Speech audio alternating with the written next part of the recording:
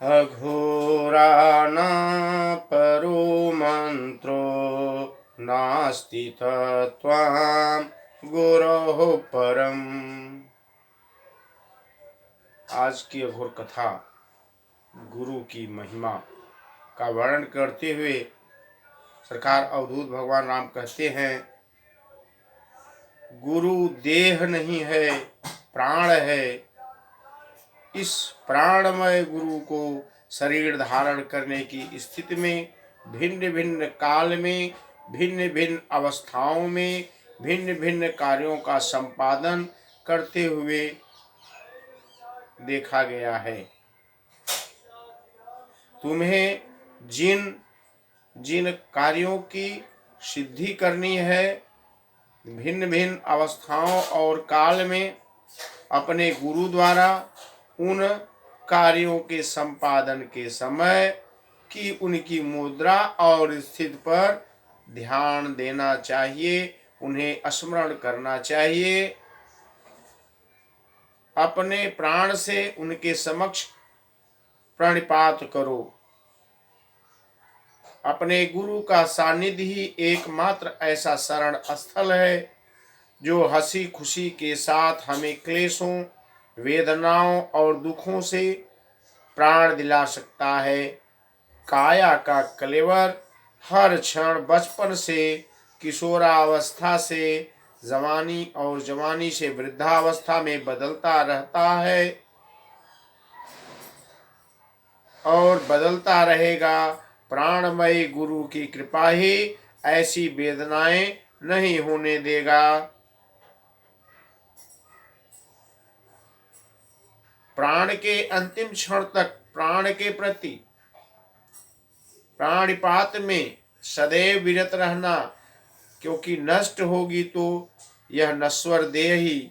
प्राणमय प्राण तो सदैव इस ब्रह्मांड खप्पर में हमारे अनेक अभ्यासों, लीला पुरुषों और स्मृतियों के साथ स्मरण बनाए रखेगा।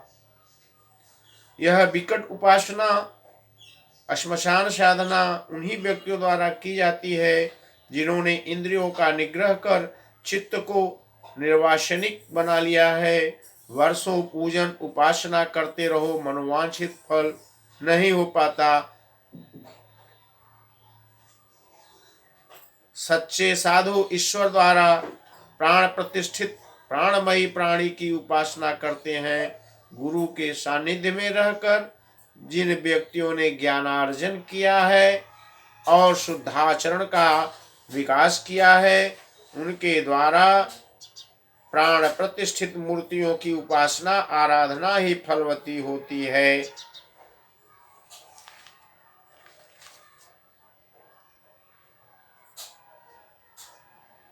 उस समय वह प्राण के साथ आलिंगन में अपने ही आप में उन्मादित हो जाता है। शास्त्रों ने इस स्थिति को उन्मुनि कहा है। पुण्य के अभाव को पाप और पाप के अभाव को पुण्य कहते हैं, और जहाँ पाप और पुण्य दोनों का अभाव हो जाए उस अवस्था को प्रपंच रहित चित्त कहते हैं।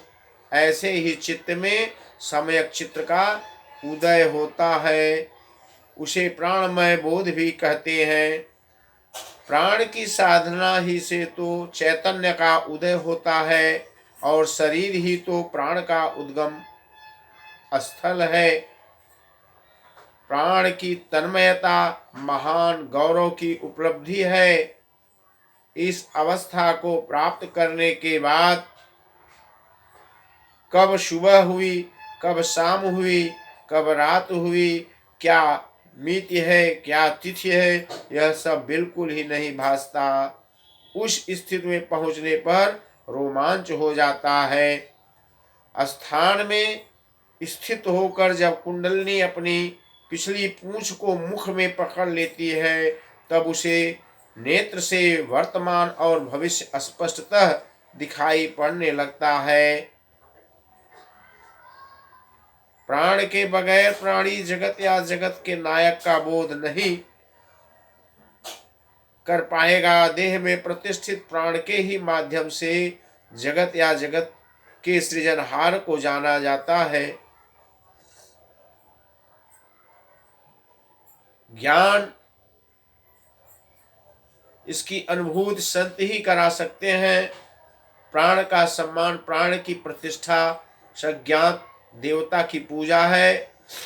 महापुरुषों संतों का ही यह एक कर्तव्य है कि वे अपने आदर्श व्यवहार द्वारा जनसाधारण के लिए उदाहरण प्रस्तुत करें।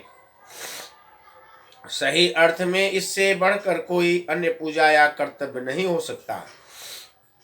स्वात्मा राम आत्मा राम, आत्मा राम, आत्मा राम।